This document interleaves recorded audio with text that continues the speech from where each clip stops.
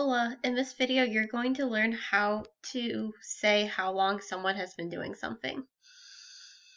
So for instance, we have this man sitting right here. I'm thinking he's been waiting for his food for quite a long time because he's looking at his watch. So I could say, hace 40, if I'm that man, I could say, hace 40 minutos que yo espero mi comida. Or literally, it makes 40 minutes that I wait for my food. So that would be an example of how to say how long someone has been doing something. How this is going to be set up in Spanish is you're going to have the word hace. Hace means it makes. Then you're going to have the amount of time. So in this case, 40 minutos, 40 minutes. Que means that. So far we're saying it makes 40 minutes that. And then whatever you've been doing. So in his case, I've been waiting for my food. And that's just in the normal present tense conjugated. Que yo espero mi comida. So this is like the formula to remember for this setup for saying how long someone has been doing something for. And it's pretty much always going to go in that order. So for instance, if I'm talking about these ice cream girls, I'm thinking they've probably been working multiple hours making ice cream. So I could say hace muchas horas, many hours. Remember, minutos means minutes, horas means hours.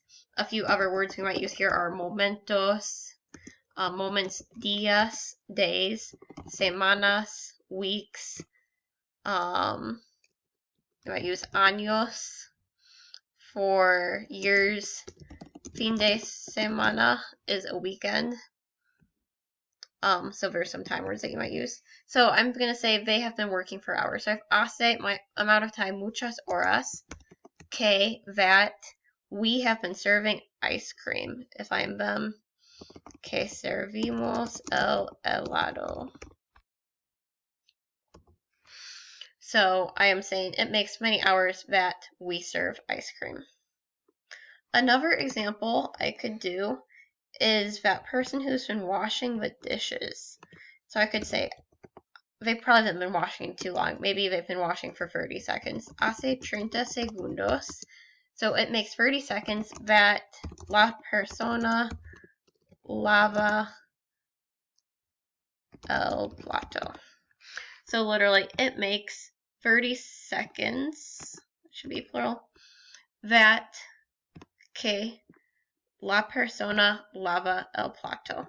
And notice that here I'm conjugating my verb in the normal present tense. I found a cute meme with this.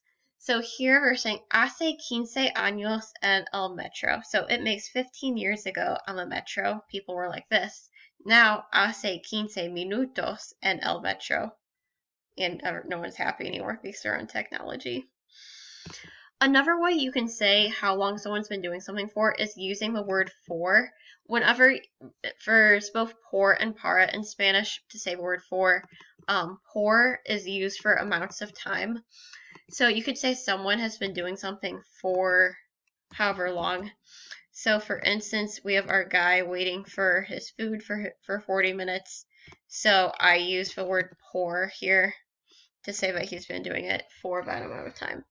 So now if I'm talking about my person washing the dishes, so I'm saying the person lava el plato por 30 segundos.